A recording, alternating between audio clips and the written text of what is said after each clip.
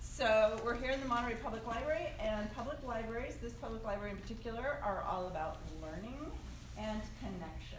And so you're here to learn from Hans about city issues and initiatives, and you're also here to connect with one another, and that's actually what you were doing until I interrupted you and asked you to come and take a seat.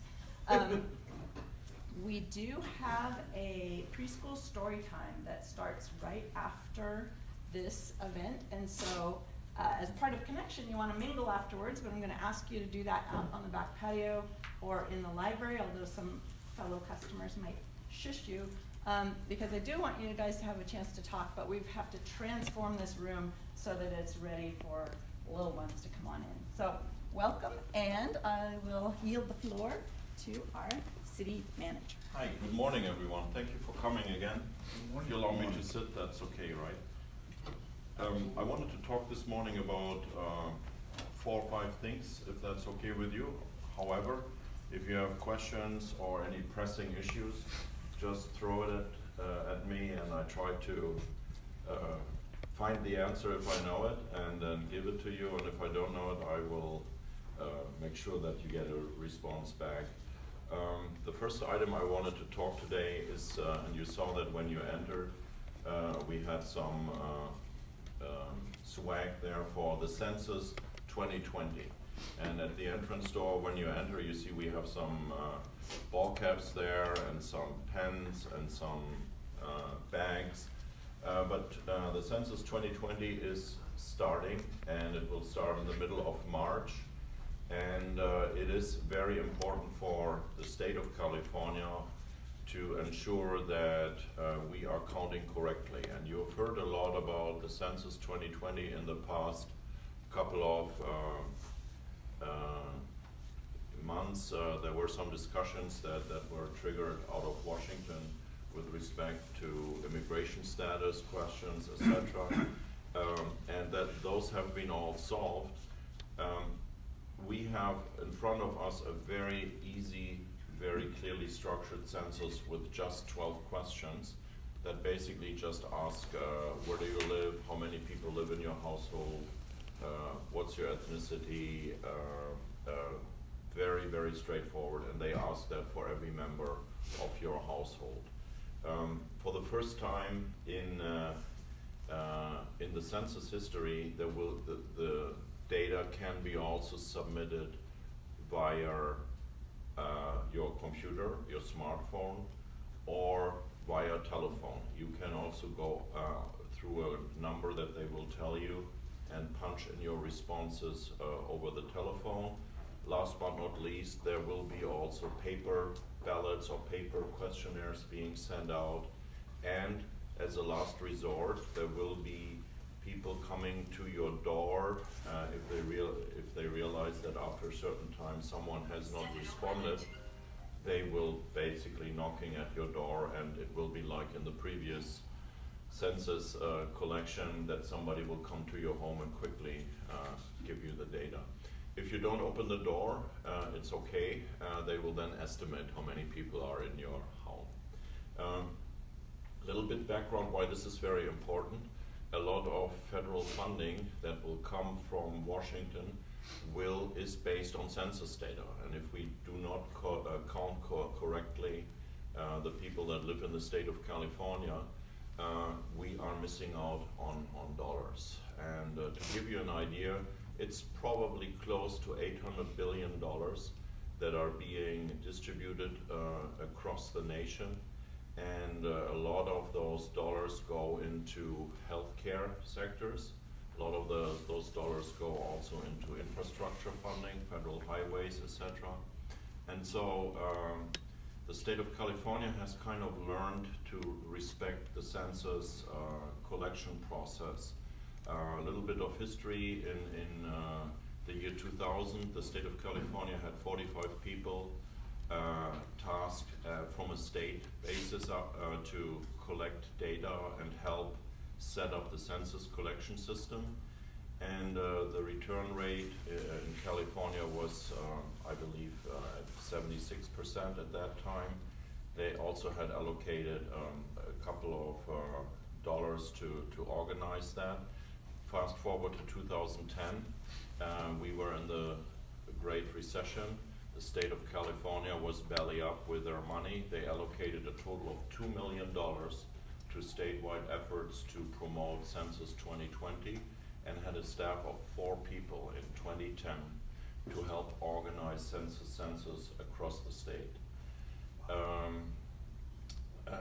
The results of the census in 2010 was not too shabby. The return rate in California was 73%.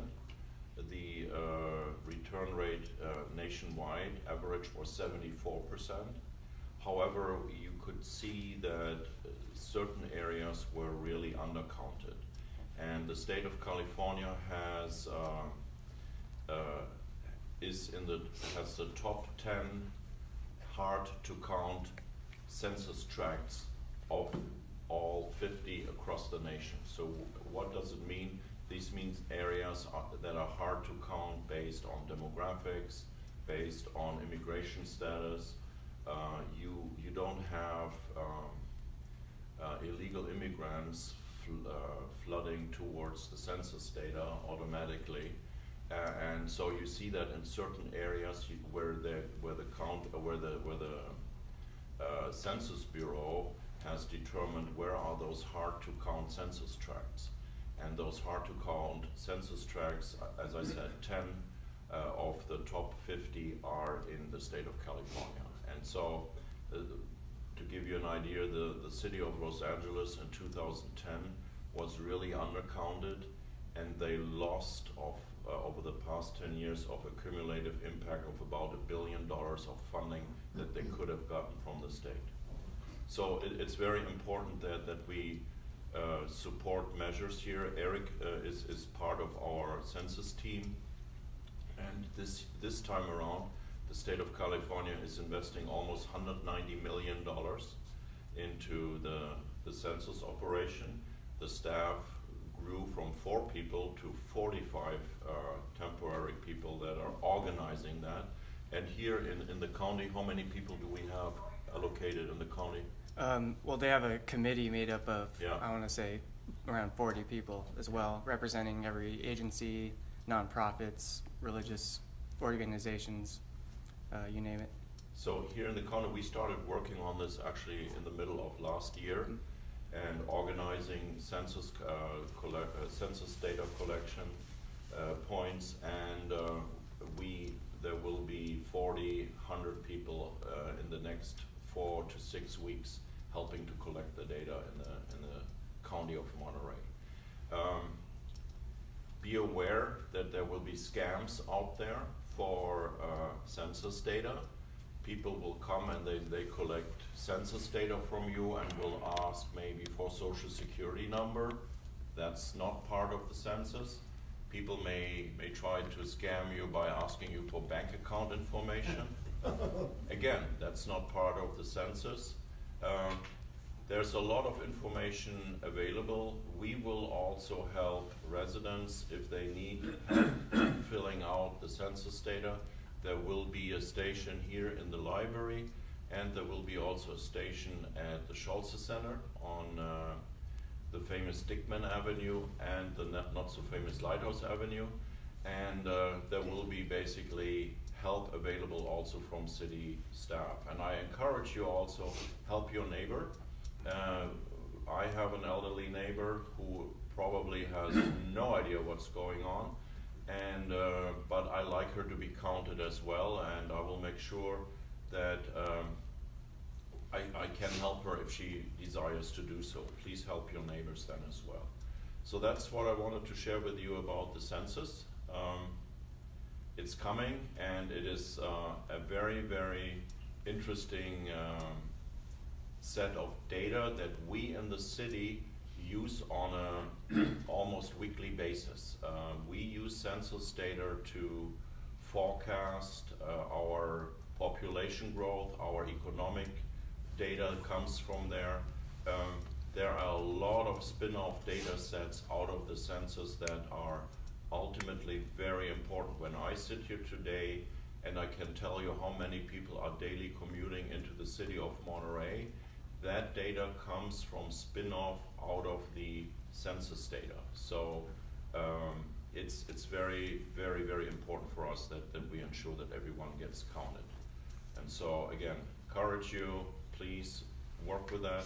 And if you are a little nerd, like many of us around City Hall are, go online and look at published census data from 1940 and prior. I think they were just released public records 1950 census data, and it's just fun to go into a street in Monterey and see who lived where. And you see the Floreses and the Ayelos and the Russos and the Hongs and the Smiths, etc. It's fascinating when you go up and down Cannery Row or Foam Street or other streets, who was counted at that time. Anyways, it's an interesting set of data. Every 10 years it's being collected in the United States, and I think it's very, very valuable to fill out the census form. And it's made easier again. It will be online, it will be by telephone, it's available in 13 languages. And if you don't do any of those, you can submit it in writing. And if you still don't want to react, somebody will knock at your door and you can react. You will have probably 5 different notifications that ask you to please participate. Okay. That's Got it. Anything else? Yes. A lot of stuff. Bob? Go ahead. Yes, sir. Sir? Easy one Yeah. to begin with. The sports center, the crosswalk there, used to Yeah. have blinking lights. Yeah. They were a great idea. Yeah. They're gone. Why? I don't know. I will find You're out. the city manager. You should Thank know. you. Yeah. I don't know. I thought they have a new blinking light there where you push the button and the lights are blinking. They should be in all crosswalks instead Okay. of being removed. We'll find the answer. Absolutely. I think there might be just a temporary malfunction, or they have replaced it with those new lights where you push a button and it blinks. It's been gone. Does for anyone know months. that? I know from NIP that they don't want to put in the in-street lights anymore. They're too costly to repair, and they're very difficult to maintain. So they're doing the push button and the blinking lights on the side of the street now. Thank you. That's I know from NIP. So, but thank you. That's good. I didn't know that. Yes, ma'am. I'm wondering what the city does for the clean air. I'm thinking of, are you planning to put electric buses for school buses or Yes. or public transportation? So the good news is we don't have to worry about that too much because the state of California tells us already what we have to do. The city does not operate any buses. The Monterey Salinas Transit Agency, that's a multi-jurisdictional agency. They are organizing what buses are being driven. They are phasing out all the diesel buses that are still there, and they will replace them with buses that have lesser impact. That could be electric buses, that could be hybrid buses that work on a mix between energy and gasoline. I cannot tell you right now what it is. I know that the general manager of Monterey Salinas Transit will replace them with what is the newest and best technology when they are coming up for replacement. Do they School have a buses, deadline? say again? Do they have a Yes, they deadline? have to I believe they have to have everything switched over by 2029. So That's a long time. it That's is. a long time. It is, but buses are very expensive, and guess who pays for the buses? The You federal. all. You all. And so again, it could be very easy that they can create a tax assessment, and if you want to have the buses by 2022, they will be grateful to have it paid through fees and through assessments on our taxes. So it's not that the transit agency operate always with a deficit. They can, because everybody wants to have the lowest fees possible. Right now, a ride is I think $1.50 across town. If they would charge you what it actually costs, no one would ride the buses. So the point is, you got to find a way of funding those buses between what is affordable and what you can garner. Also, this gentleman talked about federal funds. Yes, there are federal funds available. but you have to find that sweet spot where you basically say, how can we still have a ridership that is affordable for everyone? How can we still find a way of funding our public transportation? What you probably do not know is that 1/8 of your sales tax right now that you pay at every store, 1/8% of the sales tax goes to subsidize Monterey Salinas Transit right now. So yes, they tried the electric trolley. You saw there was an electric trolley that they implemented with a charging system that is basically in the street where they park the bus, and it gets charged through the asphalt, to the concrete. So there's a technology in place. So they are working on that to figure all that out. And trust me, that's one of the things that I think we can see changes sooner than later. Thank you. I wanted to talk briefly about the budget because I like your Q&As. Hold your fire for a second. The budget is as I said, front and center of most of the stuff we're doing here in the city of Monterey. Last week, Tuesday, was the first time that we actually reached one of those goals that we have set for many, many years, which is we created last year, out of last year's budget, a surplus of $2 million. We created that very much through personnel reduction. What we did was we kept positions open.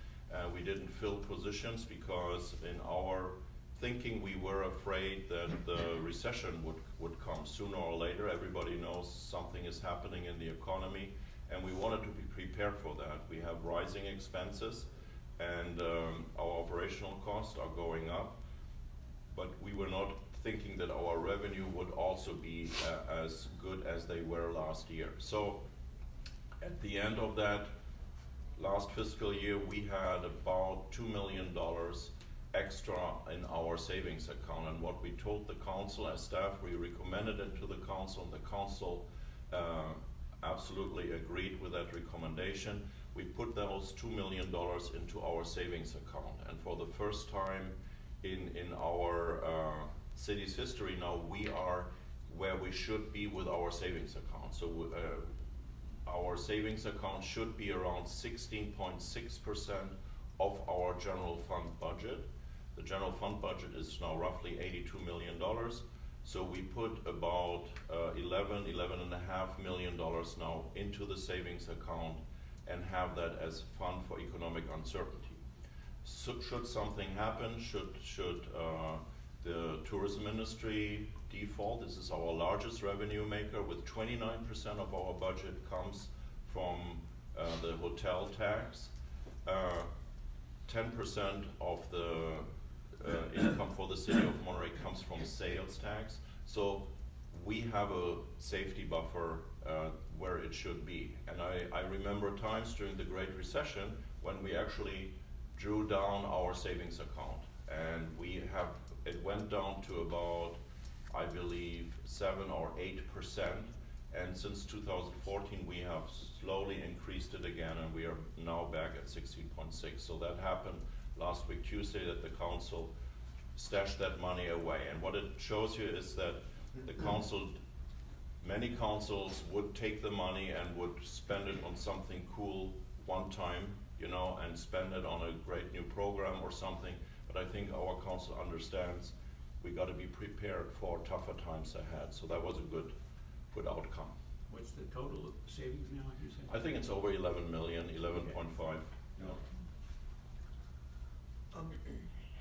There's been some engineers, or I don't know the right word. Yes. But on Pearl Street, Yeah. they're sighting in, I forgot what that's called, but, so I was wondering what is upcoming from what they're doing.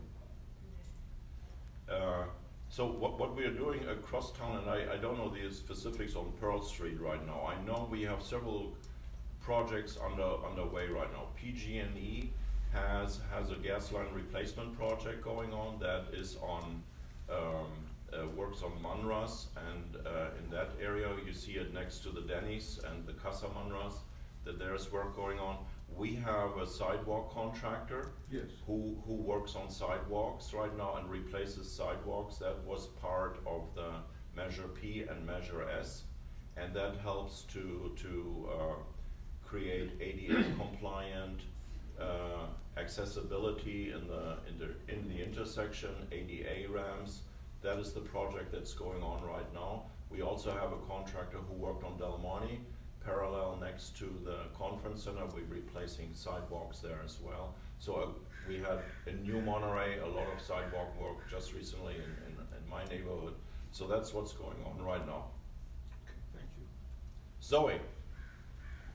I mentioned in one of my meetings yesterday about the problem with, on North Fremont, the new bike lane with the bike signals and the left turn signals Yeah. being very close to each other. Yeah.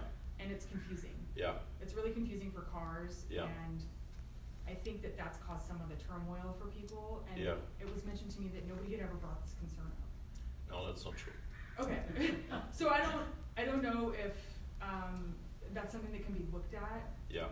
So we that's and thank you for bringing this up, because it's that makes always this meeting so productive, because we can just nip rumors in the bud. So we are totally aware of those signals. Actually, before we opened that the North Fremont bike lane as part of the North Fremont project, we made changes based on input that we had received, and we are still working on that to find out what is the most optimum way of letting people know. People are not used to look exactly. They think green is green, and that is a challenge right now. It's a matter of training for people to see that, but we got to find a way also to ensure that this is easy for everyone to understand. So we're working on that. So my point is, I don't know if it's easier to, for now in the interim until the whole project is, the 5 or 8 year project is done, to maybe put a button for people to push, because there aren't that many bikes there now. So Yeah. having it change every time seems sort of counterintuitive, and it's causing confusion and accidents, and so I don't know if, I understand that there's a cost associated with that, and we're in budget, we're in fiscal and all that stuff, but I don't know if there's a way to maybe not have the bike go every time, because people inherently are distracted while they're driving. So the good news is that we have people who have studied that, Yeah. and we have people who understand exactly what is the standard, what we have to do. Those people are working on those solutions right now. Rich Steele, the former traffic engineer, always had a great word in public outreach meetings, and he always said, everyone in the state of California with a valid driver license is a traffic engineer. And what he said by that was basically, well, we all drive and we all think we know how it works, and we do, and that's why we go after those inputs that we receive. But at the end, there are also professionals who deal with that on a day-to-day basis and make a living out of that, and they will promote solutions. It's not that straightforward. I tell you, if you have just buttons, you want to protect the bike riders. That's the ultimate objective, so that they can drive down on the bike lane. There are left turn movements that are the danger right now, and so traffic engineers will figure that out. So what's the progress right now? What's the status right now of is there any status on the progress of what's happening with that? Yes, they're working on it. And it's not like that we would block right now the North Fremont bike trail, but I tell you that issue is. I'm not suggesting that. Yeah, it's just like yeah. if there was a button, like if you're Yeah. crossing a normal crosswalk, so if there's a bike there, then the light would change if Yes. there's a bike. Yeah, Like there was a crosswalk, a person in the crosswalk. yeah. Okay, I can tell you what I told you. Yeah, no, that's This fine. is just a unfortunately the best I suggestion. can do for it right Yeah. now. We are aware of that. We're working on it. We started working on it. It's a constant work. It's like Yeah. the fine tuning we did for the roundabout. Yeah. We opened the roundabout at Highway 68, and since then we have fine-tuned it with additional signage at least twice. Yeah. And again, it's part of that work that we are doing right now. It requires, on the other hand, that the drivers have to orient themselves a little bit differently, that there are no green lights for bikes and red lights for drivers. Green does not mean now for the cars to go green if the bike just have the green. I'm sorry, that's the best I can do right now, Zoe. But we are aware of it, and it's tinkered with. I'll talk to you afterwards, Zoe. Thank you. So other topics you were gonna cover, or are you still gonna? Yeah, I wanted to take the lady, she was raising her hand. Now that you have this, nice substantiated budget and Yeah. it's healthy, is there any plans for you to, increase Monterey Police Department, staff? Or they are really spread thin, and our neighborhood has had quite an issue with some, drug involvement. Yeah. And it's kind of a delayed response, and Yeah. now that nothing Very is good. supported, everything is a misdemeanor. Yeah. And we see these repeat offenders, is there Yeah. any plan? So I have actually Lieutenant Pinkas here, who wants to talk about homelessness in a couple of minutes.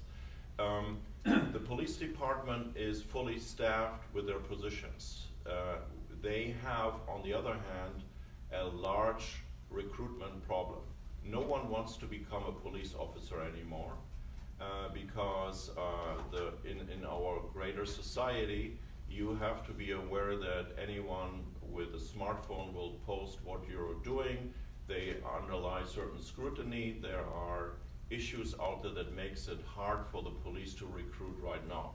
The city of Seaside right now gives everyone who wants to move over to Seaside $35,000 on their hand to be there, just to work there. In Monterey, our challenge right now is a little bit different. Our challenge is not to reduce police officers. While we have a budget savings of $2 million, that's a one-time saving. Our challenge is we have a one-time savings, but you cannot fund police officers with one-time savings. So we have increased staffing in police over the past years by adding at least 2 officers in the last 4 years. The challenge so much is we need to get them street ready. They are at the academy, they are together with our field training officers right now, so we have some officers who drive with an officer next to them in 2. But the challenge for us really is recruitment and retention, because police officers are really sought after and they can move into different areas. Having said that, our police response, you might say it's delayed. You might not really know what's going on under the cover, so to speak, when you give us reports. You might not think that somebody is doing something immediately because you don't see police congregating and raiding a house where you report there might be drugs for sale. Having said that, I'm very committed, and I told this the city council as well as our employees, to not propose any changes to police staffing as well as to fire staffing. We need to have public safety staffed as strong as is.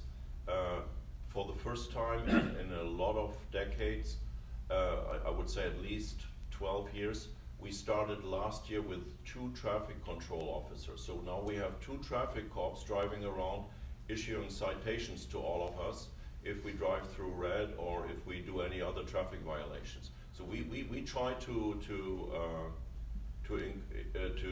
respond to the neighborhood's concerns.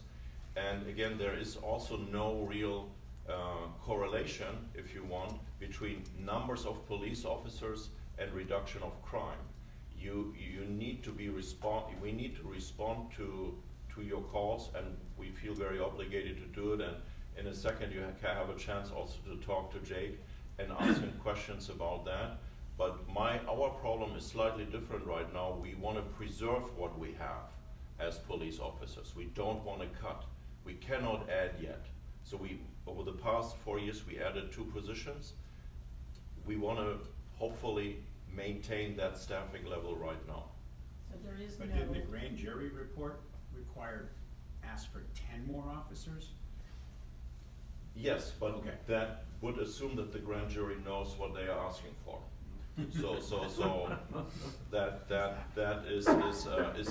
is one blip of an opinion. So there is no plan for an increase, only to maintain what we have? That's correct. Okay, Yes.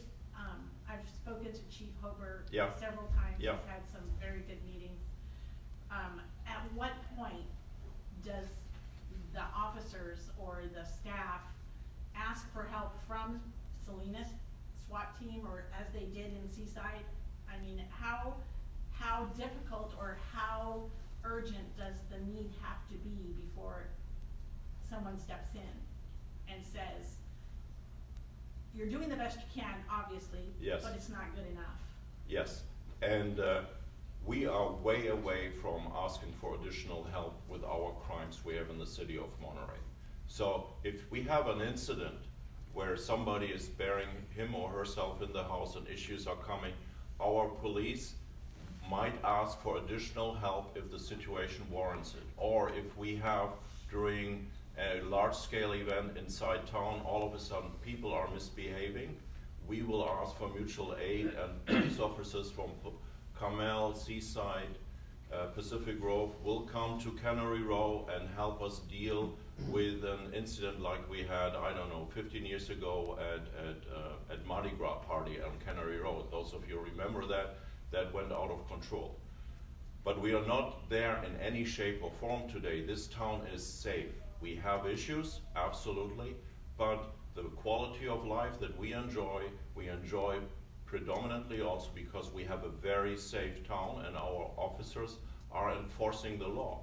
You are right, there are issues where certain crimes have declared misdemeanor by the vote of the people of the state of California, I might add, and the enforcement has to be compliant with those laws. So it's not that people think that certain things people can be taken away. There are laws that really ensure what a police can do and more importantly what a police cannot do. And so that's part of that.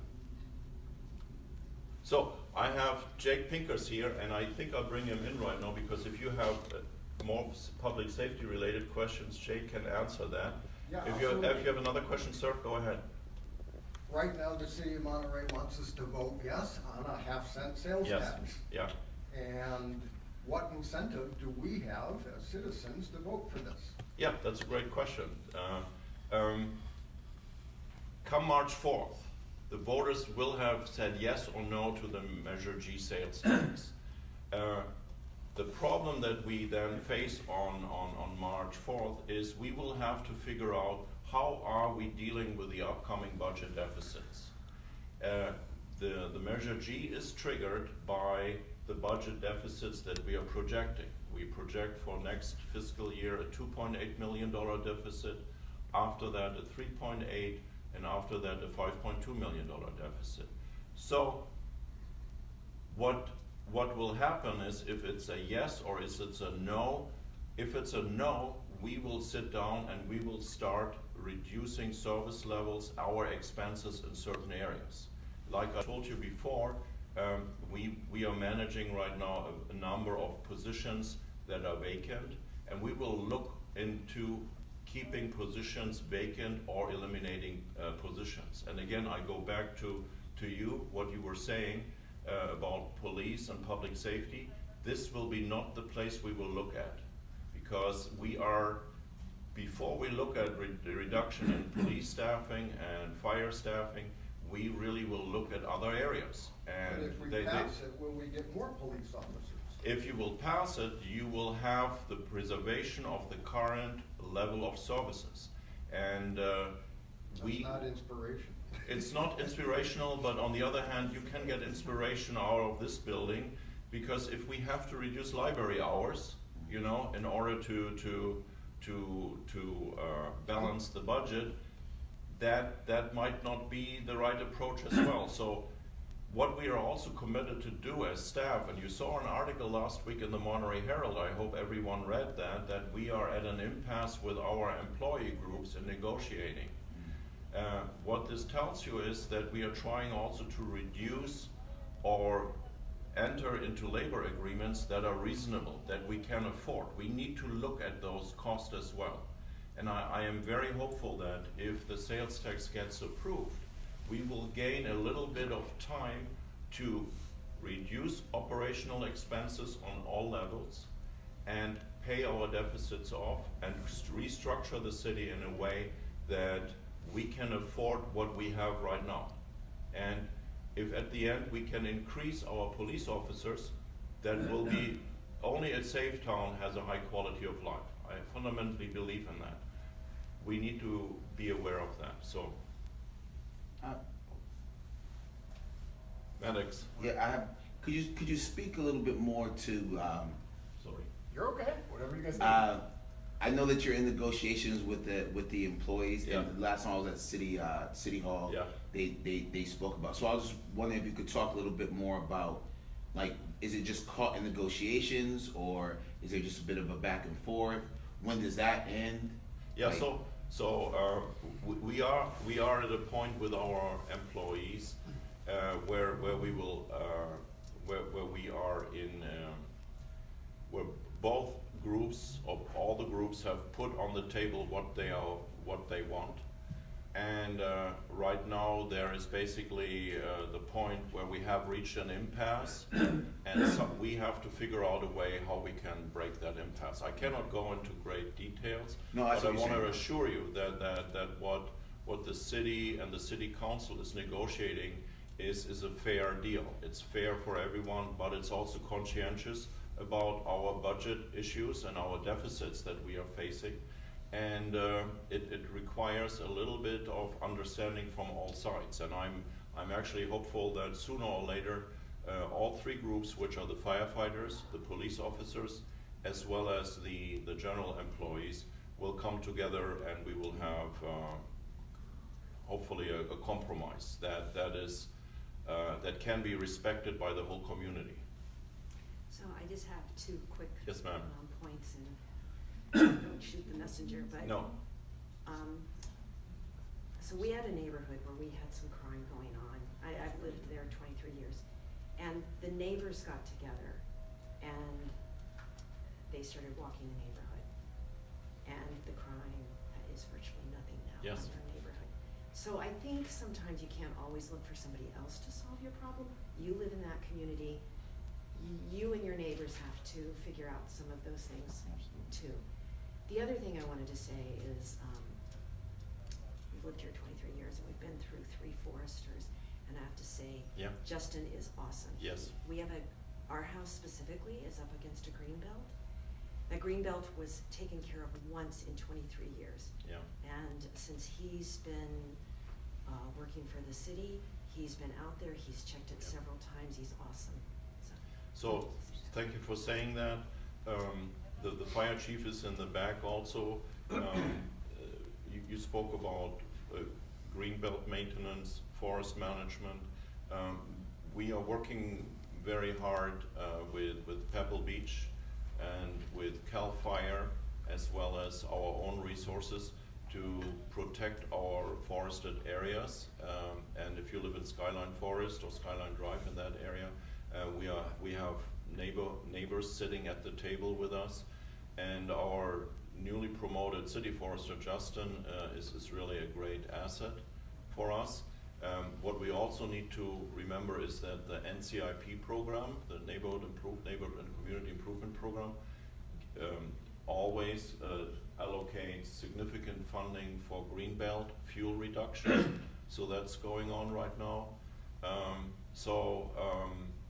It is a collective work. Now, talking about walking the neighborhood and reporting what you see, this is absolutely a great point. If you see something and it doesn't fit into our neighborhood, we know it. If somebody is in our neighborhood that we know looks in a way that maybe somebody is scoping something out, it doesn't hurt to let somebody else know what's going on there. There was yesterday something posted on Nextdoor where I think it happened in Pebble Beach though, but somebody told them they were an PG&E meter reader and they needed to look at a PG&E meter. Now, the meters we have, as we know, are smart meters, and there are no meter readers anymore, unless you really have an issue with a meter, and then they would not say they are a meter reader, they are probably a technician. that person was saying it didn't feel right. So if somebody knocks at your door and it doesn't feel right, it doesn't hurt, let somebody else know. It could be your neighbor, it could be someone else, and it could be also a very, very trivial reason why somebody is knocking at your door, and there's nothing wrong with that either. So don't be overly suspicious, but if you see something and it doesn't feel right, chances are it might not be right. And if you walk in our neighborhoods and you see things, cars coming and going to a specific house, day and night, that's not normal. There's something else going on in that house. Let the police know, and we will find out what's going on in that house. All right? So I will follow up. If you give me your email address, I will follow up with that traffic light if you want me to, or your phone number, happy to do that. Nat in the back will take your information if you want. And so I wanted to have Jake talk for about 16 minutes now. That's fine, no problem. About what we're doing with homelessness, because I think our police officers and our police department have figured out one way that really helps with that problem. It will not make homelessness disappear overnight, but the way I think we are working on that is really very innovative and exemplary for many other police departments. So you have to take this, Jake. Oh, is it actually a microphone? Yes. Everybody hear me? No, you are live on Facebook right now. That's your official, Jake. It's your bulletproof vest. No, it's a fake. It's fake. It's not a real button. That's why. It's not a real button. Hey everybody, I'm Jake with Monterey PD. I'm lucky enough to know a lot of people in the room, which is cool. I've seen you in other community meetings or other things that were going on. I am here to talk about homelessness. I did want to address one concern that I heard from the back from Mrs. Voltaggio, though. That was Salinas' investigation. Salinas was there to complete their investigation. It wasn't Seaside saying, "Hey, Salinas, come please help us." And just like our city manager explained, when we have something, even as 2 months ago when we had the incident on Franklin Street and we needed to call for mutual aid, we got K-9 from Monterey County. So if we need resources, we can get the resources, but it wasn't Salinas coming to anybody's rescue, trust me. Regarding homeless issues, right? I have been fortunate enough throughout my career that I ended up making a lot of contacts with different resource groups. And we were looking at it as a police department is how can we address this issue? There was 2019 point in time census said that there was 550,000 documented homeless people across the country. 25% of that 550,000 is within the state of California. So you take 25% of any demographic, all of the billionaires in the country, and put them in a single place, that's going to have an effect. So that is the effect that we see within our state of California. A quarter of all of our homeless people are within our state. Over the years, right, you have a law enforcement officer, they go to the academy, we learn what rules, what laws are applicable to everybody, and how to enforce those rules and laws, how to be safe when you enforce those rules and laws, and how to write up that report to get a conviction for those rules and laws. Rules and laws are constantly changing. And I have many documented incidents where we arrest somebody 100 times, for an example. And in those 100 arrests, what did we accomplish? Nothing. There's a 101st arrest after that 100th arrest, right? So what did it do? It didn't do anything. So the traditional law enforcement response for a lot of these quality of life complaints, these smaller crimes that our homeless population commits, the traditional law enforcement response doesn't work. So we needed to come up with a long-term solution, and the best way to come up with that long-term solution, I don't know what's going on over there. The best way to come up with that long-term solution was, well, let's find out what that underlying problem is and see how we can address it. You see a lot of things in newspapers regarding housing first and harm reduction, right? And it has been in my experience that while it's great to get somebody off the street, just getting them off the street and not solving that underlying issue about why they became homeless in the first place doesn't generally keep them off the street. They end up finding themselves back on the street and doing the same things, even if they had a shelter or a home to go to. So we have partnered with Adult Protective Services, YWCA, CHOMP, I don't know if anybody knew, I didn't know for many, many years that CHOMP actually has social workers. CHOMP, Monterey County Behavioral Health, and Interim. So Interim Macomb, which is a county resource. Each one of those agencies provides a social worker to the Monterey Police Department. All of those social workers have a desk at the PD and are available to the officers, so when they come in and say, hey, I have so-and-so, he is addicted to alcohol, he is a veteran, or let's say he's not a veteran. Veterans are generally easier. He's not a veteran, but he probably can get disability. How do we do this? Officers don't know how to do that, right? That's not what we're trained in the academy. That's not what we're trained in our on-the-job training, our FTO program. So we task with the social worker, we go get somebody a waiver to get their ID card. You can't get any benefits without an ID card, right? They can't afford to pay for the ID card, so you have to go get them a waiver to get an ID card. You track down, hey, where were you born? Let's order your birth certificate. Let's get all that stuff done. If you tell somebody who has been on the street for 10 years, hey, next Tuesday, I need you to be at the Social Security office at 10 a.m. so that we can start your benefits process, they're probably not gonna make it to that appointment, right? The way they keep track of time is a little bit different than the way we keep track of time. So we walk them through those steps. We pick you up, we take you to get the waiver, we take you to the DMV, we make sure that you get your driver's license, we fill out a notarized letter so that your birth certificate can be delivered to a city building, we take custody of your birth certificate, we give you your birth certificate, we take you to the Social Security office, get you on disability, get you your income, and while all of that's happening, the social workers are doing case management to make sure there's a bed available in transitional housing, a bus pass so they can get back and forth to a shelter, and then hopefully, ultimately, you now have income, we get you a HUD-VASH Section 8 voucher, and now you can move into low-income housing, right? That is the perfect scenario. Have we had that scenario happen? We have, but probably about 15 or 17 times. While we have those full-blown successes, like I said, probably 15, 17 people, they're great. We also have a whole lot of miniature successes, right? Where we just get people their income, or we get people their ID card and bus passes so they can go back and forth to shelters. We make sure that they can get to the gathering for women, for example, and they can get their shower, pick up formula for their kids, and new kids' clothes, right? We have tons and tons and tons of those much smaller victories. So that's really what it is, right? It's taking a long-term solution approach to a societal problem that society calls on the police department to solve, that traditional policing can't solve. And that's where it comes from.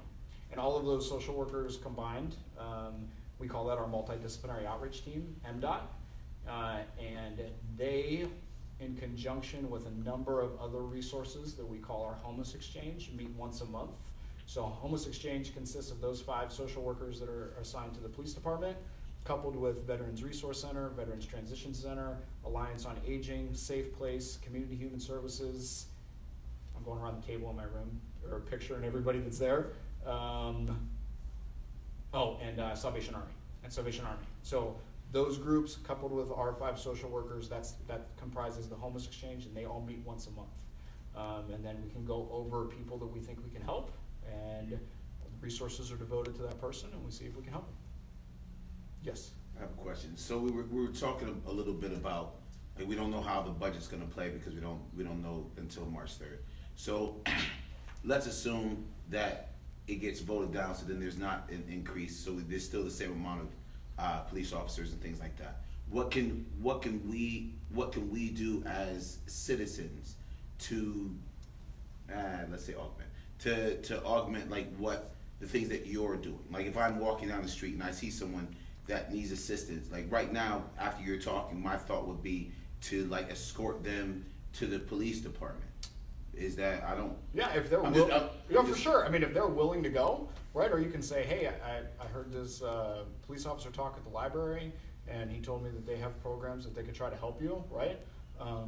If they want to go, by all means, walk them up to the PD. We'll meet with them. There's no problem at all. Somebody from my team will be there, and they'll be able to talk to that person. And if for whatever reason somebody's not there because we're all different places, they'll at least take the person's name and information down. hey, if you don't have a phone or an email, where do you usually hang out?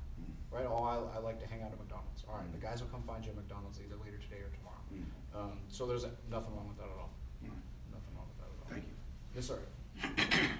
I'm In the sorry? Is it really in the best interest for you to like drive into the social security office? Why isn't I mean, it seems like that's a very expensive way to take care of where I say, where, so when I mean, say we, it's generally not me. well, and a police officer versus a social worker. So, and that's what I meant. So when I say we, I say it's my team, and so it's the social workers, right? Those 5 social workers, 2 of them.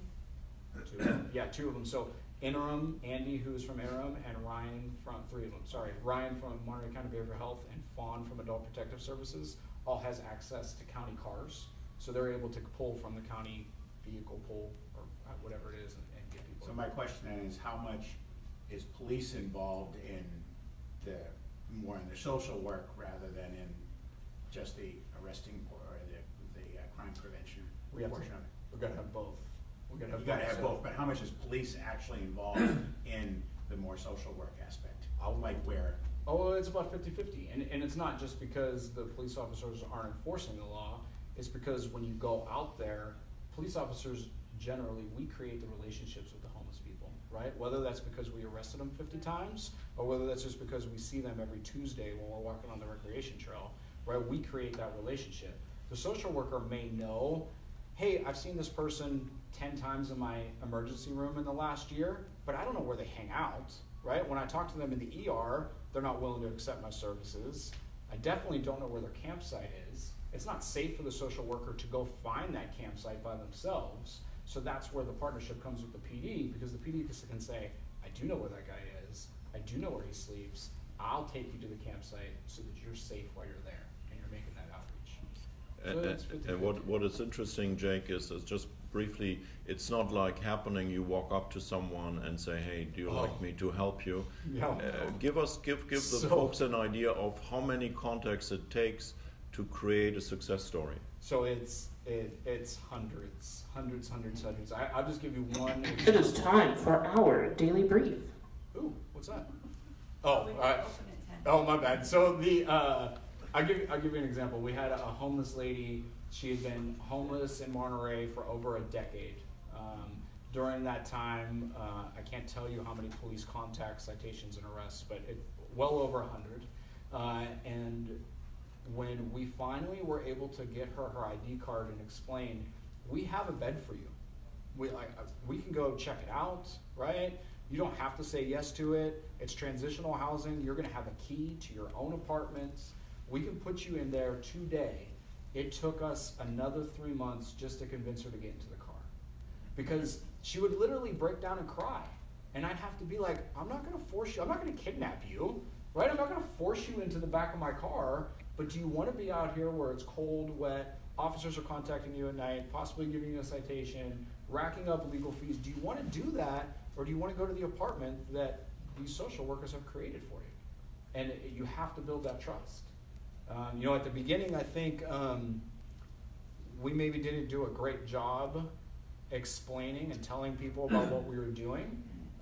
And I noticed that after we started telling people what we were doing, I use this quote now, it's kind of my tagline, is success breeds success, right? When other people see that you're helping them, they are now all of a sudden more willing to ask for that help or go get that help.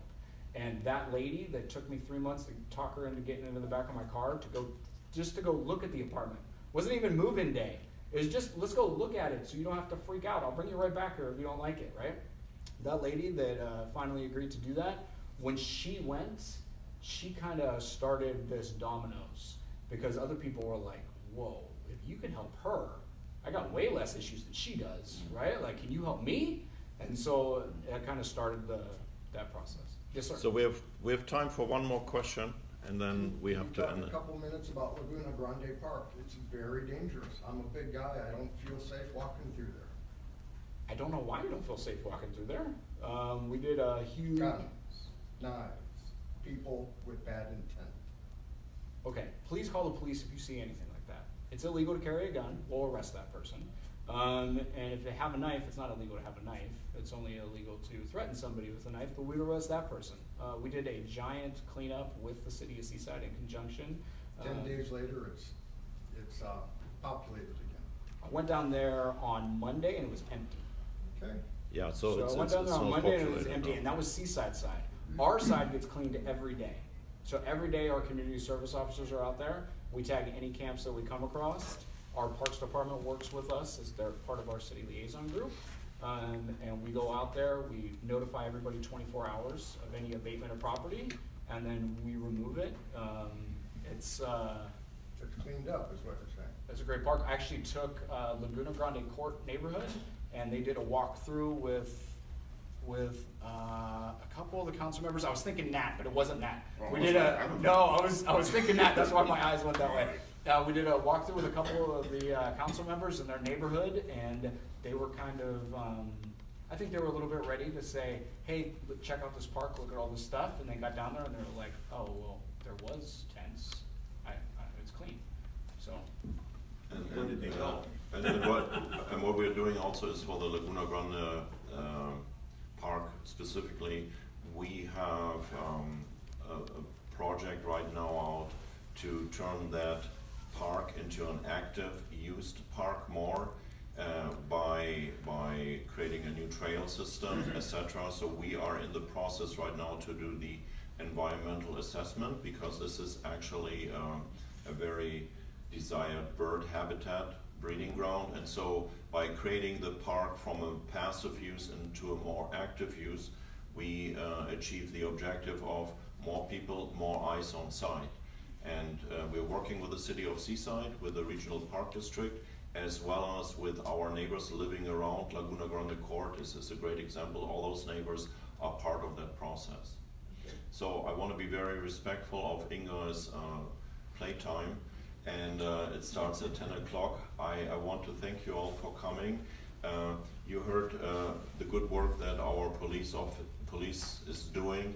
Hans, they are 50-50. They are social workers and they are also law enforcement officers. But by having that approach, it's one success at a time. And I think we are on the right path with that. You heard maybe 2 days ago, KSPW was reporting from Santa Cruz, where they created a two-people team, two police officer team right now, that they also gave a catchy name. But it's kind of, our system is catching on across the region, across the state, and then Lieutenant Pinkas has been talking at national conferences about our model as well, and sooner or later he will get a great award from a great organization, I hope. So again, thank you for all your great questions. I will do the follow-up to all the I don't know things. And I hope to see you in 4 weeks again, and then we'll talk again budget, because it will be post Measure G. So again, I very much appreciate your coming, and the only thing I can say, fill out your census and tell your neighbors. Thank you.